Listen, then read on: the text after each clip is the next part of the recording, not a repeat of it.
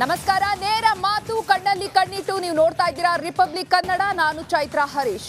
ಈಗ ಒಂದು breaking news ಇದೆ. ಗೋವಾದಲ್ಲಿ ತಾಯಿಯಿಂದ ಮಗನ ಹತ್ಯೆ ಪ್ರಕರಣ ಏನ್ ನಡೆದಿತ್ತು, ಸೂಚನಾ ಮತ್ತು ಪತಿ ವೆಂಕಟರಮಣ ಮಧ್ಯೆ ಏನಾಗಿತ್ತು, ರಿಪಬ್ಲಿಕ್ ಕನ್ನಡದಲ್ಲಿ ವೈವಾಹಿಕ ಕಲಹದ ಮಾಹಿತಿ ಲಭ್ಯವಾಗಿದೆ. ದಾಖಲೆ ಸಹಿತ ರಿಪಬ್ಲಿಕ್ ಕನ್ನಡದಲ್ಲಿ ಮತ್ತೊಂದು ವರದಿ ಲಭ್ಯವಾಗಿರುವಂತದ್ದು. ಡಿವೋರ್ಸ್ಗೆ ಅರ್ಜಿ ಸಲ್ಲಿಕೆ ಮಾಡಿದಂತಹ ದಂಪತಿಗಳು. ರಿಪಬ್ಲಿಕ್ ಕನ್ನಡಕ್ಕೆ ಡಿವೋರ್ಸ್ ಅರ್ಜಿಯ ಪ್ರತಿ ಲಭ್ಯವಾಗಿದೆ. 2010 ನವೆಂಬರ್ 18ರಂದು ಇಬ್ಬರ ವಿವಾಹವಾಗಿತ್ತು. ಕೋಲ್ಕತ್ತಾದಲ್ಲಿ ಹಿಂದೂ ಧರ್ಮದ ಪ್ರಕಾರ ವಿವಾಹ ಏನು ನೆರವೇರಿತ್ತು. ಇದಕ್ಕೆ ದಾಂಪತ್ಯ ಕಲಹದಿಂದಾಗಿ ಡಿವೋರ್ಸ್ ಆಗಿದ್ದಂತಹ ಒಂದು ಪ್ರಕರಣಕ್ಕೆ ಸಂಬಂಧಪಟ್ಟಂತೆ ಅದರ ಪ್ರತಿ ರಿಪಬ್ಲಿಕ್ ಕನ್ನಡಕ್ಕೆ ಲಭ್ಯವಾಗಿರುವಂತದ್ದು. 2019ರಲ್ಲಿ ಸೂಚನಾ ದಂಪತಿಗೆ ಗಂಡು ಮಗುವಾಗಿತ್ತು. 2021ರ ಬಳಿಕ ಸೂಚನಾ ವೆಂಕಟರಮಣ ದಾಂಪತ್ಯದಲ್ಲಿ ಬಿರುಕು ಉಂಟಾಗಿತ್ತು. 2021ರ ಬಳಿಕ ಪ್ರತ್ಯೇಕವಾಗಿ ದಂಪತಿಗಳು ವಾಸ ಮಾಡಲಿಕ್ಕೆ ಪ್ರಾರಂಭ ಮಾಡಿದ್ರು. ಗಂಡನ ವಿರುದ್ಧ ಸೂಚನಾ ಗಂಭೀರವಾದಂತಹ ಆರೋಪವನ್ನ ಮಾಡಿದ್ದಾರೆ. ಗಂಡನ ಮೇಲಿನ ಭಯದಿಂದ ಪ್ರತ್ಯೇಕವಾಗಿ ವಾಸ ಮಾಡ್ತಿದ್ರು ಸೂಚನಾ ಅನ್ನುವಂತಹ ಒಂದು ಮಾಹಿತಿ ಈಗ ರಿಪಬ್ಲಿಕ್ ಕನ್ನಡದಲ್ಲಿ ಲಭ್ಯವಾಗಿದೆ. ವೆಂಕಟರಮಣ ಪತ್ನಿ ಗರ್ಭಿಣಿಯಾಗಿದ್ದಾಗ ಕಾಳಜಿಯನ್ನ ತಗೊಂಡಿರ್ಲಿಲ್ಲ. ಹುಟ್ಟಿದ ಮಗುವಿನ ಬಗ್ಗೆ ಕೂಡ ಪ್ರೀತಿಯನ್ನ ತೋರಿಸ್ತಿರ್ಲಿಲ್ಲ.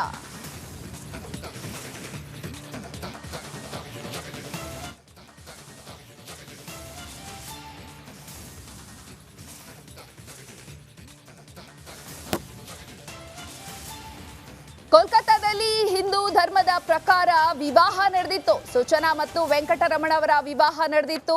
ಡಿವೋರ್ಸ್ಗೆ ಅರ್ಜಿಯನ್ನ ಕೂಡ ಸಲ್ಲಿಕೆ ಮಾಡಿದ್ರು ಈ ದಂಪತಿಗಳು. ರಿಪಬ್ಲಿಕ್ ಕನ್ನಡಕ್ಕೆ ಡಿವೋರ್ಸ್ ಅರ್ಜಿಯ ಪ್ರತಿ ಲಭ್ಯವಾಗಿದೆ. 2010 ನವೆಂಬರ್ 18ರಂದು ಇಬ್ಬರ ವಿವಾಹ ಕೂಡ ನೆರವೇರಿತ್ತು. ಕೋಲ್ಕತ್ತಾದಲ್ಲಿ ಹಿಂದೂ ಧರ್ಮದ ಪ್ರಕಾರ ಸೂಚನಾ ಮತ್ತು ವೆಂಕಟರಮಣ ಅವರ ವಿವಾಹ ನೆರವೇರಿತ್ತು. ಡಿವೋರ್ಸ್ಗೆ ಅರ್ಜಿಯನ್ನ ಕೂಡ ಸಲ್ಲಿಕೆಯನ್ನ ಮಾಡಿದ್ರು ಈ ದಂಪತಿಗಳಿಬ್ಬರು ಕೂಡ. ಆ ಅರ್ಜಿಯ ಪ್ರತಿ ಈಗ ರಿಪಬ್ಲಿಕ್ ಕನ್ನಡಕ್ಕೆ ಡಿವೋರ್ಸ್ ಅರ್ಜಿಯ ಪ್ರತಿ ಲಭ್ಯವಾಗಿದೆ.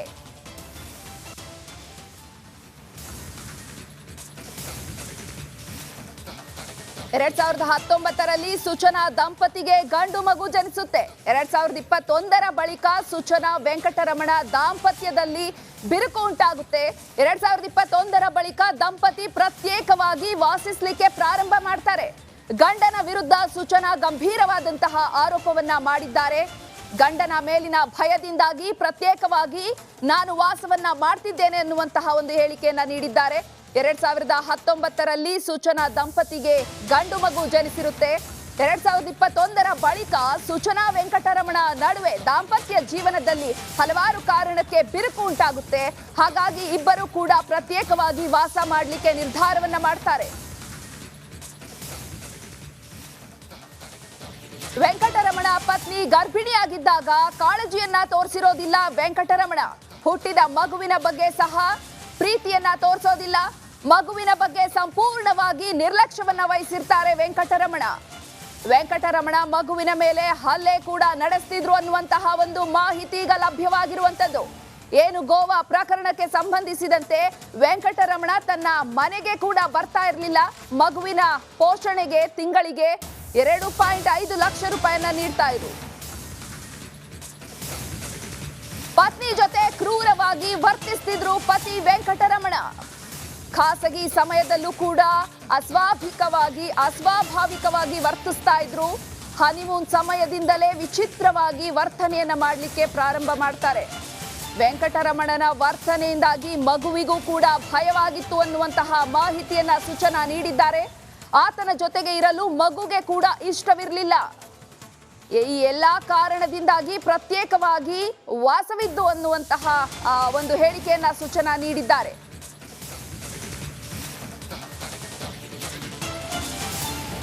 ಈ ಬಗ್ಗೆ ನಮ್ಮ ಪ್ರತಿನಿಧಿ ಸುನಿಲ್ ಧರ್ಮಸ್ಥಳ ನೇರ ಸಂಪರ್ಕದಲ್ಲಿ ಹೆಚ್ಚಿನ ಮಾಹಿತಿಯನ್ನ ನೀಡ್ತಾ ಹೋಗ್ತಾರೆ.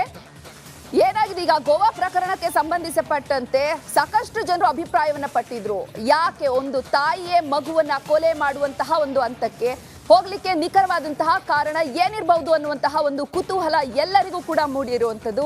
ಈಗ ಅದಕ್ಕೆ ಸಂಬಂಧಪಟ್ಟಂತೆ ಏನು ಅಪ್ಡೇಟ್ ಸಿಗ್ತಾ ಇದೆ?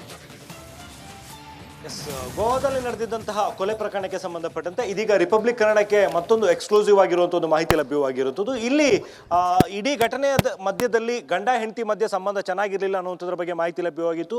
ಇವನ್ ಗಂಡ ವೆಂಕಟರಮಣ ಪತ್ನಿ ಜೊತೆಗಿರಲಿಲ್ಲ, ಆತ ಪ್ರತ್ಯೇಕವಾಗಿ ವಾಸವಾಗಿದ್ದ ಮತ್ತು ಈ ಘಟನೆ ನಡೆದಂಥ ಸಮಯದಲ್ಲಿ ವಿದೇಶದಲ್ಲಿ ಇದ್ದ ಅನ್ನುವಂಥದ್ರ ಬಗ್ಗೆ ಕೂಡ ಮಾಹಿತಿ ಇತ್ತು. ಇದೀಗ ಇವರಿಬ್ಬರ ನಡುವಿನ ವೈವಾಹಿಕ ಕಲಹಕ್ಕೆ ಏನೇನು ಕಾರಣಗಳು, ಯಾವ ರೀತಿ ಇದೆಲ್ಲ ಶುರುವಾಗಿತ್ತು ಅನ್ನುವಂಥದಕ್ಕೆ ಸಂಬಂಧಪಟ್ಟಂತೆ ಸ್ಪಷ್ಟವಾದ ಮಾಹಿತಿಗಳು ಲಭ್ಯವಾಗಿದ್ದು, ಸೂಚನಾ ಬೆಂಗಳೂರಿನಲ್ಲಿರುವಂತಹ ಕೋರ್ಟಿಗೆ ತಮ್ಮ ಇಬ್ಬರ ಗಂಡ ಹೆಂಡತಿ ಮಧ್ಯೆ ಡೈವೋರ್ಸ್ ಅಪ್ಲಿಕೇಶನ್ ಏನು ಫೈಲ್ ಮಾಡಿದ್ರು ಅದಕ್ಕೆ ಸಂಬಂಧಪಟ್ಟಂತಹ ಕೆಲವೊಂದು ಕಾಪಿಗಳು ಈಗ ರಿಪಬ್ಲಿಕ್ ಕನ್ನಡಕ್ಕೆ ಲಭ್ಯವಾಗಿದ್ದಾವೆ. ಎಕ್ಸ್ಕ್ಲೂಸಿವ್ ಆಗಿ ಲಭ್ಯವಾಗಿರುವಂತಹ ಒಂದು ಕಾಪೀಸ್ ನಾನು ಇವಾಗ ತೋರಿಸ್ತಾ ಹೋಗ್ತೀನಿ. ಇದು ಸೂಚನಾ ಕೋರ್ಟಿಗೆ ಡೈವೋರ್ಸ್ ಅಪ್ಲಿಕೇಶನ್ಗೆ ಸಲ್ಲಿಕೆ ಮಾಡಿದಂತಹ ಪ್ರತಿ. ಇದರಲ್ಲಿ ಗಂಡ ಹೆಂಡತಿ ಮಧ್ಯೆ ಯಾವ ರೀತಿಯ ಸಂಬಂಧ ಇತ್ತು ಮತ್ತು ಯಾವ್ಯಾವ ಕಾರಣಗಳಿಗೋಸ್ಕರ ತಾವಿಬ್ರು ಸಪರೇಟ್ ಆಗಬೇಕು ಅನ್ನುವಂಥ ಒಂದು ನಿರ್ಧಾರವನ್ನು ಕೈಗೊಂಡಿದ್ರು ಮತ್ತು ಅದರ ಮಧ್ಯದಲ್ಲಿ ಮಗುವಿನ ಜೊತೆಗೆ ಆತ ಯಾವ ರೀತಿ ವರ್ತಿಸ್ತಿದ್ದ, ತನ್ನ ಜೊತೆಗೆ ಯಾವ ರೀತಿ ವರ್ತಿಸ್ತಿದ್ದ, ಯಾವಾಗ ತಮ್ಮಿಬ್ಬರ ಮಧ್ಯೆ ವಿವಾಹ ಆಗಿತ್ತು ಮತ್ತು ಮಗು ಹುಟ್ಟಿದ ಬಳಿಕ ಯಾವ ರೀತಿ ತೊಂದರೆಗಳು ಶುರುವಾಗಿತ್ತು, ಎಲ್ಲ ವಿಚಾರಗಳನ್ನು ಕೂಡ ಸೂಚನಾ ತುಂಬ ಸ್ಪಷ್ಟವಾಗಿ ಮೆನ್ಷನ್ ಮಾಡಿದ್ದಾರೆ. ಮತ್ತು ಮಗುವನ್ನು ನೋಡ್ಕೊಳ್ಳೋದಕ್ಕೋಸ್ಕರ ಅಂದರೆ ಮಗುವಿನ ಪಾಲನೆ ಪೋಷಣೆಗೋಸ್ಕರ ತಿಂಗಳಿಗೆ 2.5 ಲಕ್ಷ ರೂಪಾಯಿ ಹಣವನ್ನು ಕೂಡ ಗಂಡ ಕೊಡಬೇಕು ಅನ್ನುವಂಥ ಅದನ್ನು ಈ ಒಂದು ಅಪ್ಲಿಕೇಶನ್ನಲ್ಲಿ ಆಕೆ ಮೆನ್ಷನ್ ಮಾಡಿದ್ಲು.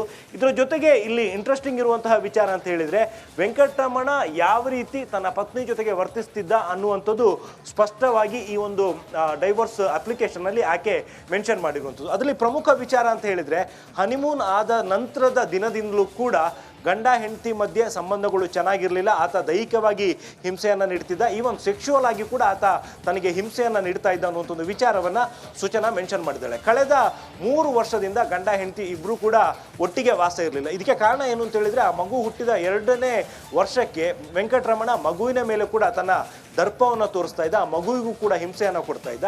ಈ ಒಂದು ಕಾರಣದಿಂದಾಗಿ ಸೂಚನಾ ಪ್ರತ್ಯೇಕವಾಗಿ ವಾಸ ಮಾಡುವಂಥದ್ರ ಬಗ್ಗೆ ನಿರ್ಧಾರವನ್ನು ಮಾಡಿದ್ಲು ಮತ್ತು ಯಾವಾಗ ವೆಂಕಟರಮಣ ತನ್ನ ಮಗುವಿನ ಮೇಲೆ ಹಲ್ಲೆಯನ್ನು ನಡೆಸಿ ಅದನ್ನು ಗಾಯಗೊಳಿಸಿದ್ದ ಆ ಸಂದರ್ಭದಲ್ಲಿ ತಾನು ಪ್ರತ್ಯೇಕವಾಗಿ ವಾಸವಾಗೋದಕ್ಕೆ ನಿರ್ಧಾರವನ್ನು ಕೈಗೊಂಡು ಅದಾದ ಬಳಿಕ ತಣಿಸಂದ್ರದಲ್ಲಿರುವಂತಹ ಒಂದು ಅಪಾರ್ಟ್ಮೆಂಟ್ಗೆ ಆಕೆ ಶಿಫ್ಟ್ ಆಗಿ ತನ್ನ ಮಗುವಿನ ಜೊತೆಗೆ ಅಲ್ಲಿ ವಾಸ ಇದ್ಲು ಅನ್ನುವಂಥ ಒಂದು ವಿಚಾರವನ್ನು ಕೂಡ ಈ ಒಂದು ಡೈವೋರ್ಸ್ ಅಪ್ಲಿಕೇಶನ್ನಲ್ಲಿ ಮೆನ್ಷನ್ ಮಾಡಿರುವಂಥದ್ದು. ಚೈತ್ರ.